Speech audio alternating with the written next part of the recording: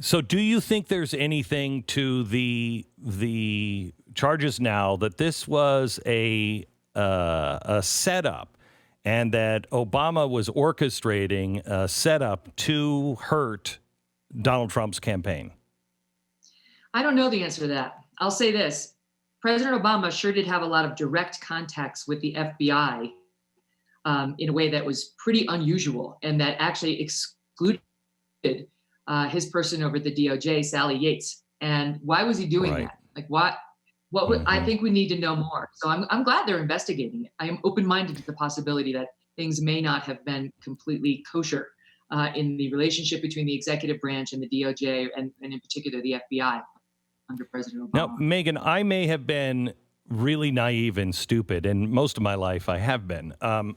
But I remember in the good old days actually trusting the Justice Department, to the most degree.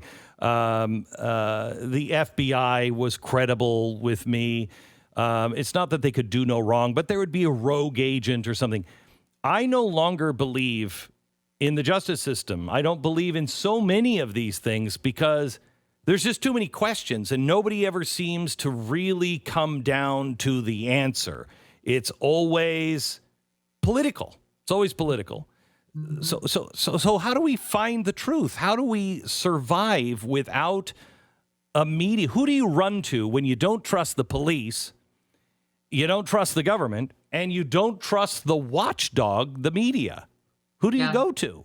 I have the same frustration, Glenn. I early on in the COVID story, I sent out a tweet saying, I'm so frustrated right now because, essentially President Trump does not have exactly what we'd call an adult relationship with the truth.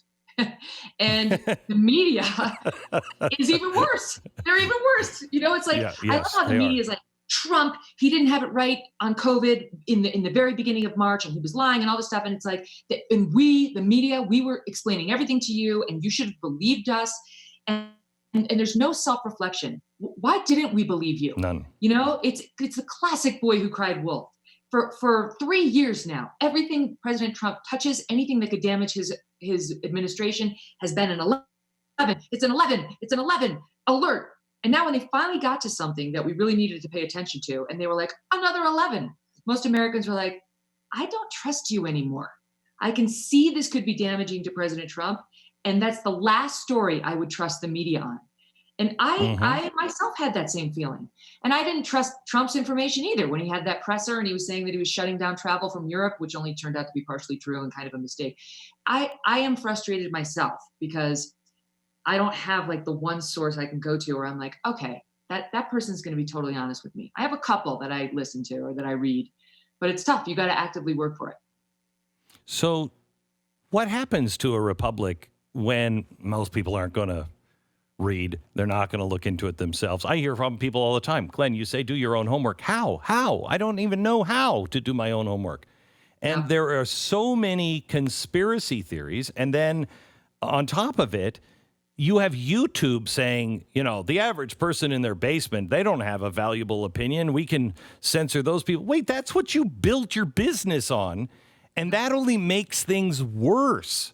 When they say, only if you disagree with the WHO, then you're not credible. Well, wait a minute. We should question the WHO. And it's just feeding onto itself over and over again. Well, and to your point about, the FBI, I used to feel as you felt too. I mean, I was sort of in the justice system for 10 years as a litigator, and I had nothing but reverence for the DOJ, for the Attorney General, for the FBI. I mean, I had sort of been raised to believe in them and to give them complete benefit of the doubt. I used to think Comey was, like a national hero, the story at the deathbed, like the Comey I really admired. What a 180. Right now, I see him so differently, but it's a good lesson. It's a good lesson, just because they get this sort of big badge, we shouldn't necessarily give them big deference. And I will tell you what I do as somebody who's just a private citizen at the moment, trying to figure life out. Every morning I go to realclearpolitics.com, and I've been doing this for over 10 years.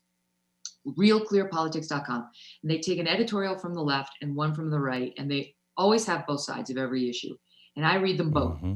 And Glenn, if you take one from the left and one from the right and put them kind of on top of each other, like transparency Hmm. style, back from when we were in Hmm. school, a set of facts Yep. begins to emerge. And you can see them being spun one way or the other, but you do emerge with a set of facts that each side is sort of grappling with. And that's the best I know how to do right now. As far as faith in government institutions, I think one of the good things Trump has done is rattle that. You know, Yeah, if he hadn't thrown such a fit I do about the too. FBI, would we know what Comey is? Would we know about Peter and Lisa and their texts and their affair, and their willingness, their intent to get Flynn, among others?